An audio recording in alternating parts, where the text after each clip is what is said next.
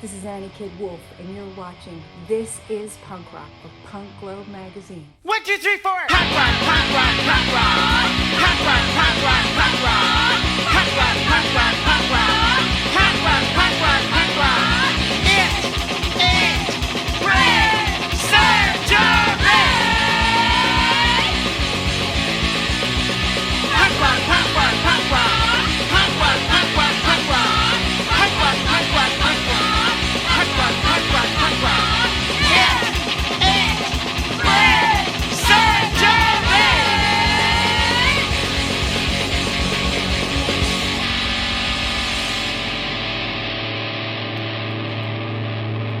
1, 2, 3, 4. It's your brain surgery.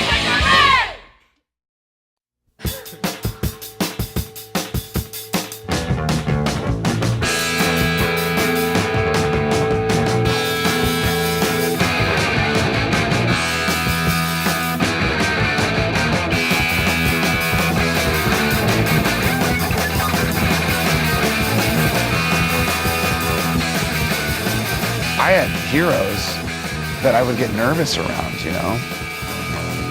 Like, I know that Ian is a normal dude, or HR, or whatever. They're just normal dudes. Those fucking people changed my life.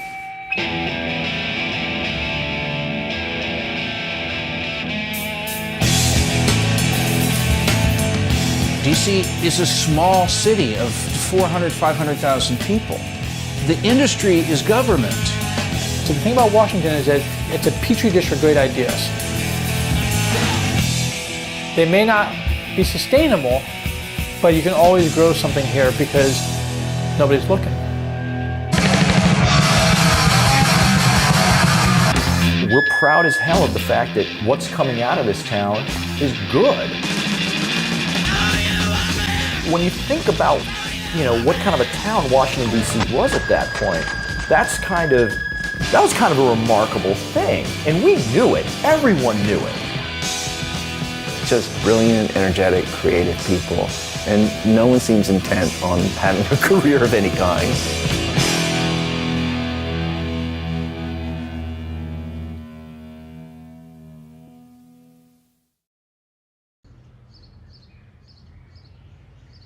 People around the area, they knew about DOA. And they went like, oh yeah, you're that guy in that band. We're DOA! When you get used to standing up to BS, being in a hardcore punk band, it's perfect training for politics. It was a struggle. I ran for office like 6 times. Hi there, my name's Joe Keithley. I don't think people necessarily wanted to vote for Joe Shithead. I think what happened, they went, well, we usually vote for shitheads, so why not Joe Shithead this time? Now I'm a counselor at Burnaby City Hall.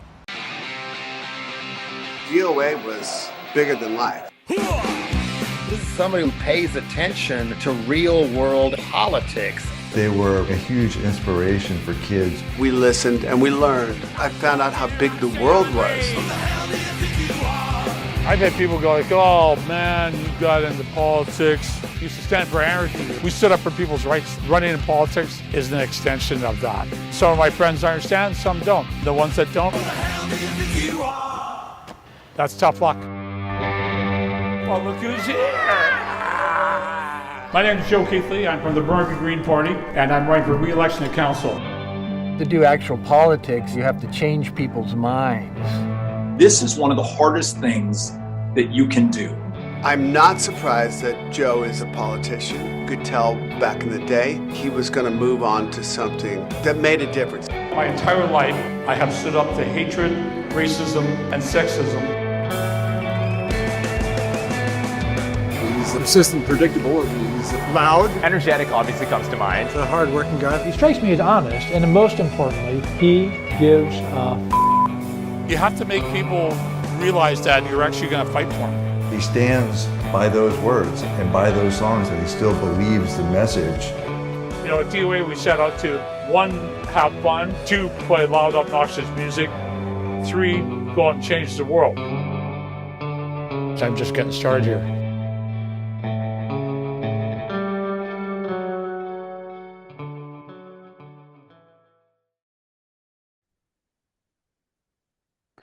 Hello, Scott. Welcome to This is Punk Rock for Punk Globe magazine. It's really awesome to have you here. You are an incredible filmmaker, and I know that you've been around in the hardcore punk scene on the East Coast since you were 12 or something.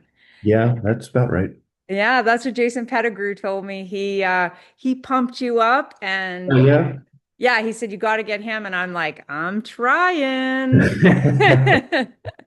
Jason's great. Yeah, Yeah. Jason. In fact, yeah. So when I started going to shows when I was about 12, and it wasn't that long after. It was maybe 3 or 4 months after my first show, and I started to do a fanzine, and because that's really, I think when you're at least if you're wired like I am, like I was so obsessed with punk, like once I discovered it and realized just the impact it was making on me, I was totally obsessed with it. Just like I would have been with G.I. Joe or comic books a couple years before. Um, but yeah, so years later, so I did a fanzine for a couple years and covered what was going on in DC. It was fairly DC centric, but as it got, years as it evolved, it became, more than that. But it was years later after I did that I did another magazine that was a little more professional. And I Jason was a big part of that magazine and could always count on him to Yeah, he's fantastic. yeah, he was great, So fantastic, great guy. knowledgeable.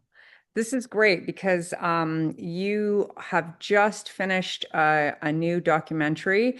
I want you to tell me a little bit about that.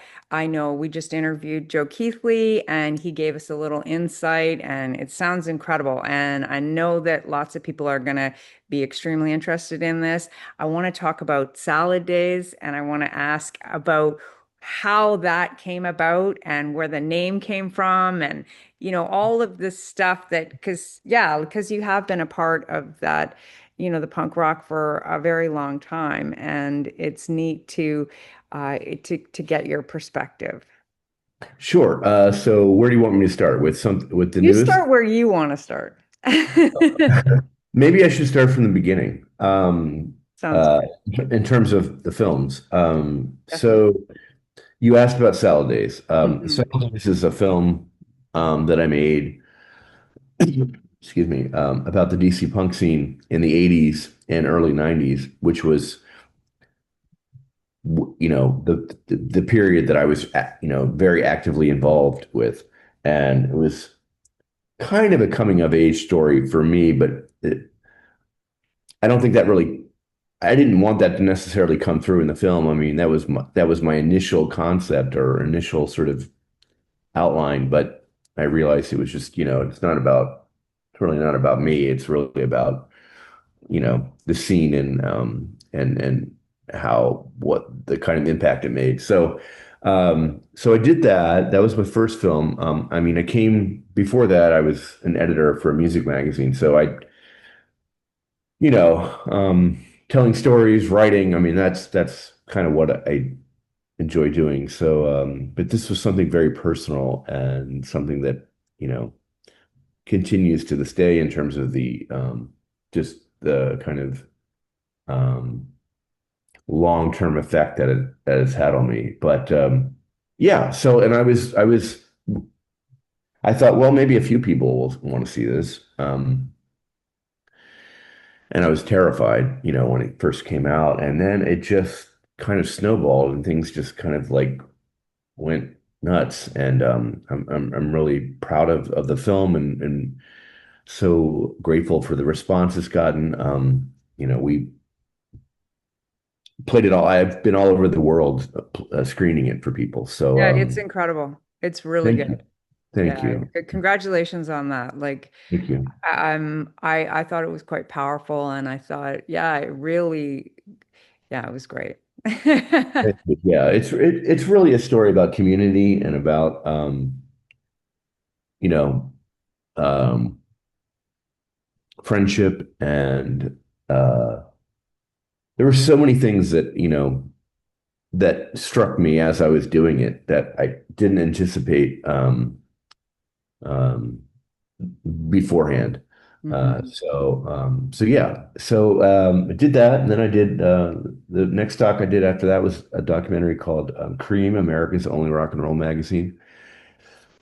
Sorry, I have a cold. And that film very quickly was about a magazine that really influenced me as a kid called, called Cream. And I was always seeing Cream sort of name checked in magazines, in fanzines like Flipside or Maximum Rock and Roll, and like talking about this guy, Lester Bangs. And I'm like, who is this guy? I don't know what you're talking about.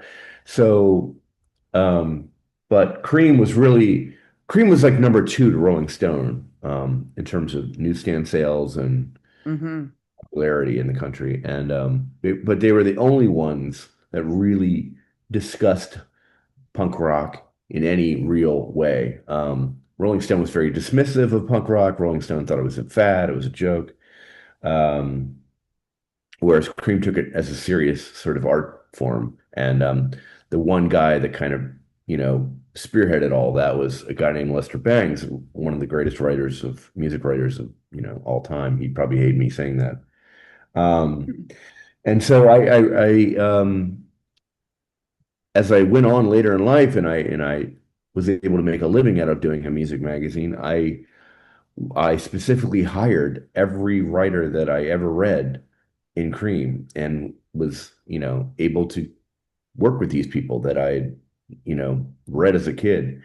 The senior editor, her name was her name is Jan Huelski, and she was my senior editor for the magazine that I did. So it was a nice full circle moment. And then to do the film, I did the film because I'd heard so many stories over the years working with all the Cream people about just the sort of chaos and the mayhem. But at the end of the day, really the passion for the music, the reason that these people literally had fistfights over, the merits of any particular album was not just because, they were fucked up or whatever, but it was because they cared so much about the music. They were willing to like literally, punch each other. So anyway, that was an interesting thing to explore. I'm proud of that film. So, and then at the end of that, while I was still working on that, I reached out to Joe because it was Joe Keithley from DOA because it was 2018, I believe.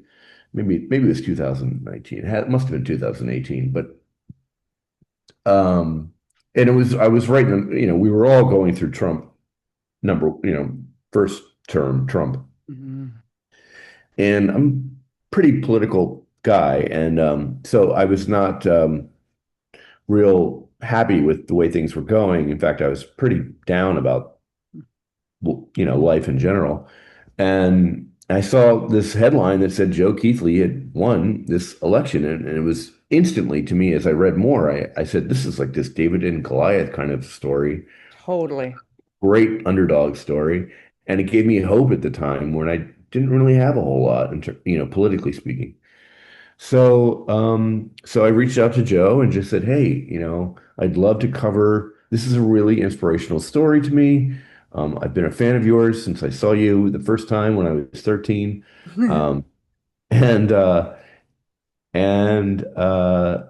and he agreed. And I said, this needs to be like warts and all, like it's got to be it's got to be an honest portrayal of you on the election campaign trail, as well as the story of DOA. And to his credit, he agreed. And so I spent a lot of time working on the DOA portion of the film because you need to have, context as to who this person is that you're watching and why he's important.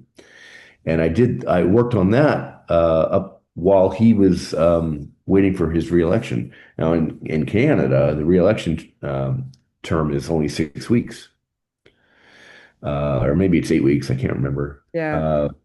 But so I had already yeah, it's not long at all compared to America, this country. So I worked on all that, and then when it came time for him for re-election, we just followed him. For weeks we followed him everywhere as he went door knocking and everything else. And then we finally were there on election night at his home while he watched the results come in. And that's probably my favorite part of the film. Is just because there's a real sort of tension and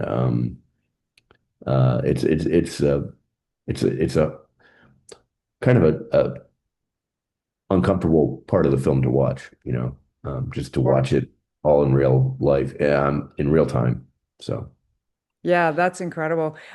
Joe is he is fantastic, right? Not only just musically, but politically and as an activism and activist. Like growing up in Vancouver, myself and being a musician, we had I've played shows with DOA. I've known Joe since I was a kid, and having that influence is amazing because he's a powerhouse, and I'm really glad you guys did this together. You're a great filmmaker. So, if someone is going to do a project with him, you're the perfect person. So I'm really glad for that, definitely. And I want to touch base on when we were talking about when you were a kid and you first heard punk rock. Tell me how that made you feel and what came like what was in your head and what was in your heart when you first heard punk rock. Yeah, I think about that a lot, actually. I'm not sure, like, what drew me to it. I can tell you how I was introduced to it, but I'm not sure psychologically what allowed that music to have such an immediate impact. There was no like, ugh, what is this? It was just immediate, like, this is amazing. What is this? And and yeah, it was a really special time for me to kind of reconsider the world and to kind of like realize that some of the values that I've been brought up with, my parents were, liberal parents, but um, you know, semi-progressive, but punk rock went way, a couple steps beyond that. And I just went like started questioning a lot and learned so much, informed me in so many ways in terms of the way the world is. And, I was raised to, that everything's black and white. It's like, it's either this way or that way. There's no in between. And punk rock taught me that there's a massive gray area out there. And it's totally okay to explore it and to be a part of it. And, um, and to challenge things. So I wasn't really an angry kid. It just it just hit me in a way that, like I said, I never saw coming, and but never looked back. So That's a great way to put it with the gray, punk rock being the gray. Um, so when you hear the word punk rock, I know it sounds whatever, but when you hear that word, what are some of the feelings like, okay, like what does it mean to you? Like what does the actual word mean to you today? yeah, I think that's probably changed for me over the years. I think like DC is like a weird town where, see, I don't even know how to articulate it, but we didn't really, I mean, I guess we called it punk rock, but it was more of just, I don't know. I think labels in this town early on, were kind of like frowned upon. Um, so it's changed over the years, but now I'm fully, um, able to, you know, say, yeah, this is punk rock, like, and this is my response to it. And I think to me, it's just always questioning things, and I hate to sound cliche, but challenging authority, whatever that might be. I'm not necessarily talking about the White House. I'm talking about in whatever form that might take. Mhm. there's a real, and there's a let's just put it this way, like when I hear something or when I see something, I can identify it as being punk rock. It may not be someone else's definition of it, but it is for me. In fact, there's a great scene in the film where Joe Keithley says, back in the day, the most punk rock guy in the room was the guy in the three-piece suit who came to see DOA. That's punk rock because it's easy to wear the like uniform of the day back then, but what's really punk rock is to not wear that so-called uniform and to, maybe the guy came from his 9 to 5 lawyer job, who knows what it was, but the fact that he was in the room and he shared that room with so many people that looked different than him, but was there for the music and the message, that's punk rock. So yeah, it's a huge part of my life, and it is in my DNA, and it shows itself in so many different ways. I can't even really count them. But I don't know if that answers your question, but 100%. Yeah, that's a fantastic answer. I love finding out people's definition and what it means to them, or what it means to, because everybody seems to have a very similar idea, but they also have their own perspective, right? right. And I love that. And you as a filmmaker and you're looking at things, and a journalist, you're looking at things completely different, because you're not the person on stage pushing like screw this, fuck you, blah, blah. Right. You're the person watching that and absorbing that and processing it, right? And creating, Observer. yeah, creating as a filmmaker, creating something for the public and trying to see through that. So for me, it's important to hear your perspective, I Yeah, think. well, thank you. Yeah, that's in particular, that's what I tried to do with Salad Days because I wanted this to be a film. I wanted it to be a film that wasn't just for DC folks. And so I straddled this weird line between like going too inside baseball because I wanted people like I think there's always, especially in this town, there's always a sort of a pause, like people are going, well, who's this guy and how does he think he can make a movie about this period of time? But that's Well, punk rock. Just do it, right? That's the do it yeah, let's yourself do it. version of punk rock, right? There's so many That's hand in hand correct. stuff. But go ahead, sorry. Having said that, I wouldn't try to make a film about DC punk in the 2000s because it wasn't. I'm still going to shows. I still go to shows. I just went to one last night. But I don't, there's a difference. And yes, I can tell that story. But the fact that I knew firsthand some of the places I wanted to explore just from having spoken to bands and hearing what they were saying firsthand in the back of their van or backstage or hanging out at their group house. I had a sort of an interesting perspective, and so I didn't want it to be all like romanticized. I wanted to kind of, you know, I wanted it to be a story that hopefully anyone could relate to because outside of DC, because these are all feelings of uh, exclusion or feelings of not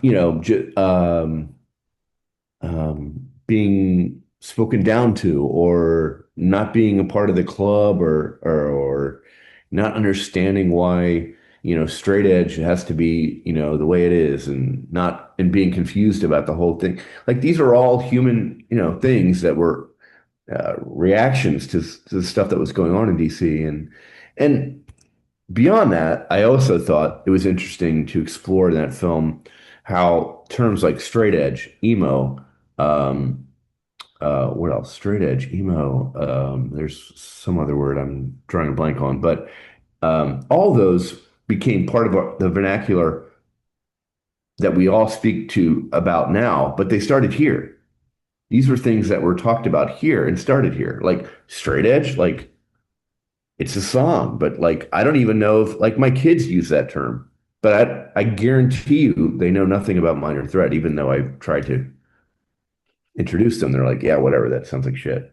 But so I thought that was interesting too, because that's become, the words, some of the things that came from this city have really worked their way into the, sort Definitely. of culture. Definitely, and that's the thing that's so great about you doing the DC scene and then doing a documentary about Joe, because it's West Yeah, Coast, right? You got the West Coast, and the sounds and the culture were similar in lots of ways, but very different in a lot of other ways, right? Because of totally. course, being East Coast and being West Coast, we grow up differently, right?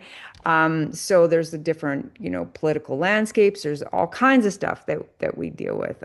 So that's fantastic. I'm glad that you jumped in and did that. And I'm really looking forward to seeing the documentary. And I want to ask you about the word salad days. Can you tell Sure. us, everybody, where that comes from and why you called it that? Sure. So, yeah, a lot of people ask me that. So, two reasons. Number one, it's the posthumous single by Minor Threat that was put out after they broke up, and the single was Salad Days. And that song is about kind of how watching the scene evolve into something that the people that were there from the very beginning weren't really comfortable with. It had become something that it wasn't. I think there's a line in the song, "Baby has grown older, it's no longer cute." And Hmm. but what it actually refers to, it's actually a Shakespearean term, um, where the line is, I'm going to butcher it, but it was something like he was green in nature. He was, those were he was because he was green in nature, meaning inexperienced, but also at the height of maybe his creative powers or his, whatever, that he was green, and those were his salad days. And so that green and salad days, that's where that comes from. So it's actually a Shakespearean term. That's awesome.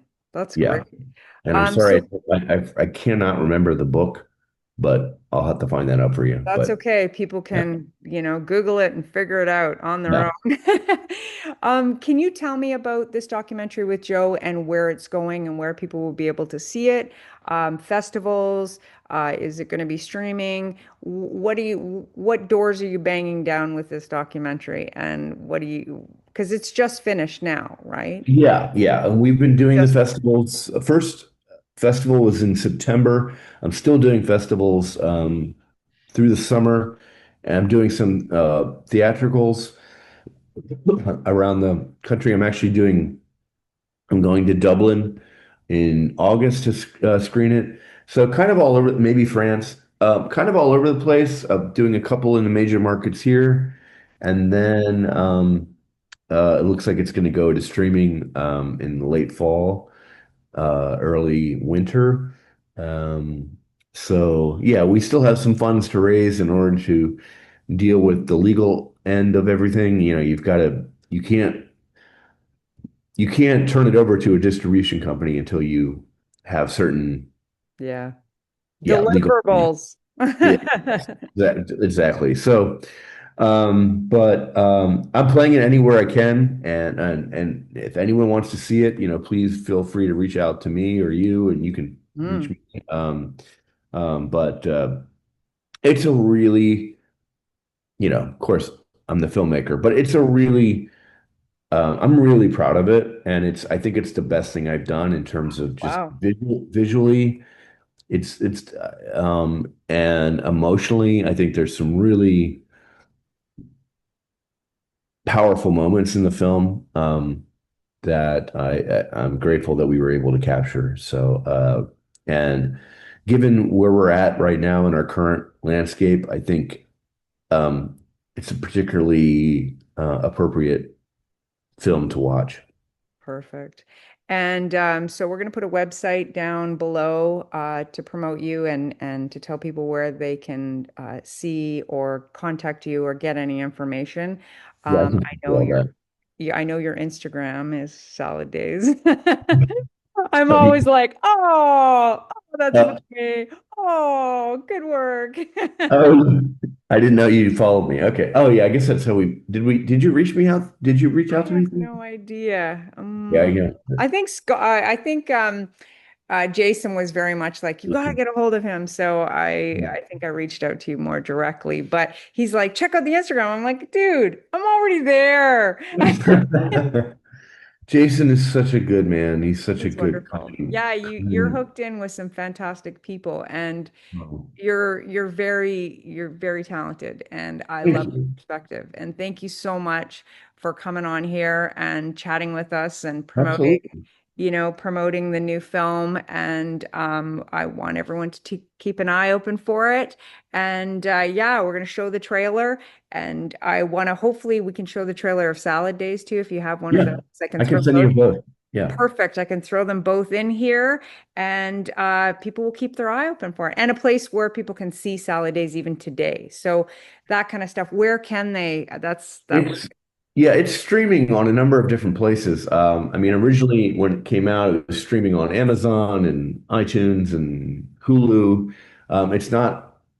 I don't think it's there anymore. I think it's on Tubi and YouTube Premium, and maybe it was not that long ago on Hulu, but I don't know if it is anymore. So Yeah, I have to. I saw it on Amazon. Did So you? Okay, yeah. yeah, yeah. So that's great. Okay. So yeah, Well, yeah, people will keep an eye open for you, and thank you so much, and keep us updated. I will get back to you maybe later on and get you on, when you're actually in the process and when you're kicking it off. So maybe we'll talk again soon.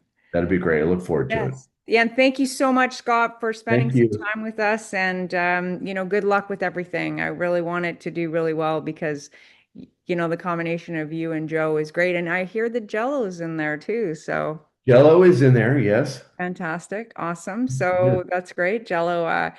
I'm surprised if it's is it a 2 hour documentary? And because Jello will talk for 5 or 6 hours. So Oh, yeah, the interview with Jello was about 5 hours, but no, I'm kidding. But the yeah, doc is doesn't surprise me. about 80 minutes, maybe. Yeah. People used to ask me if had a long time ago, they said, have you ever seen Jello's spoken word? And I said, I've lived Jello's Yeah. spoken word.